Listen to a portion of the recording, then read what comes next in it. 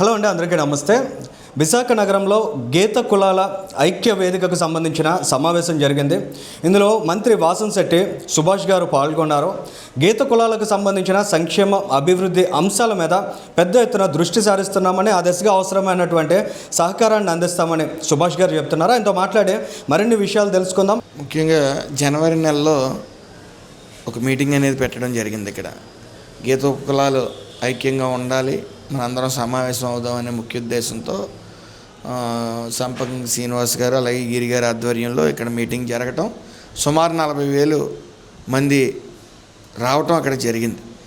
అయితే పొలిటీషియన్స్ అందరూ, ఎమ్మెల్యేలు, ఎంపీ గారు అందరూ కూడా రావటం జరిగింది. వాళ్ళందరూ కూడా ఇలాంటి మీటింగు విశాఖపట్నం చరిత్రలో గీత ఉపకులాలు ఎప్పుడు కూడా పెట్టలేదు, ఈ ఐక్యత కొనసాగాలి అని చెప్పేసి చెప్పడం జరిగింది.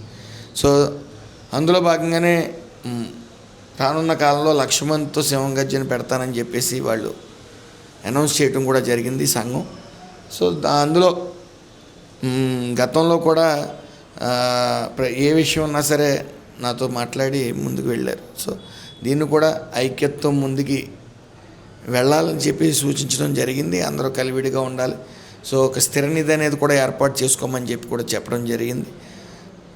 అయితే 5 కులాల కలయిక గీత ఉపకులాలు. సో చిన్న చిన్న డీవియేషన్స్ ఏమి రాకుండా చిన్న చిన్నవి పెద్దవి అవుతాయి.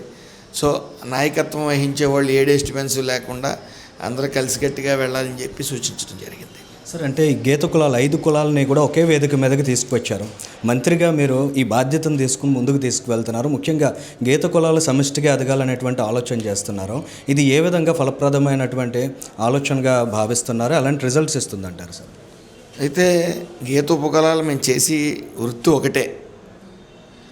మేము 5గురం కూడా కలిసి వెళ్ళాలి. ఇక్కడ జనాభా సంఖ్యాపరంగా చాలా బలంగా ఉన్నాం. సో గుర్తింపు కొద్ది తక్కువగా ఉందనేది ఇక్కడ అందరూ ఆలోచన. ఆ ఆలోచనతోనే ఆ రోజు ఆ కార్యక్రమం పెట్టడం జరిగింది. ఎమ్మెల్యేలు అందరూ కూడా చూశారు, వీళ్ళు సంఖ్యాపరంగా చాలా బలంగా ఉన్నారు, సో యూనిటీ ఎక్కువ ఉందని చెప్పి గ్రహించారు. వాళ్ళందరినీ కూడా ఇప్పుడు గుర్తించడం జరిగింది. నాయకులందరూ కూడా హక్కును చేర్చుకోవడం జరుగుతూ ఉంది. సో అలాగే ఈ ఐక్యతతోనే ముందుకు సాగాలి. దాంతోపాటు ఈ సేవ అనే భావంతో మీరు ముందుకెళ్ళాలి. పేదరికం ఎక్కువ ఉంది గీత ఉపకులాల్లో, వాళ్ళని ఆదుకోవాలని కూడా చెప్పి కూడా సూచించడం జరిగింది. అందులో భాగంగా నా వంతు సాయం నేను కూడా చేస్తానని చెప్పడం జరిగింది. సో అలాగే జాబ్ మేళాలు కూడా నిర్వహిద్దాం. భవిష్యత్తులో స్మాల్ స్కేల్ ఇండస్ట్రీస్ మీద అవగాహన తెచ్చేలాగా ఒక ప్రోగ్రాం పెడతామని కూడా అందరూ కూడా చర్చించడం జరిగింది. భవిష్యత్తులో అది కార్యాచరణ వైపు దిశగా పనిచేసే విధంగా సంఘం కూడా సహకరిస్తుంది.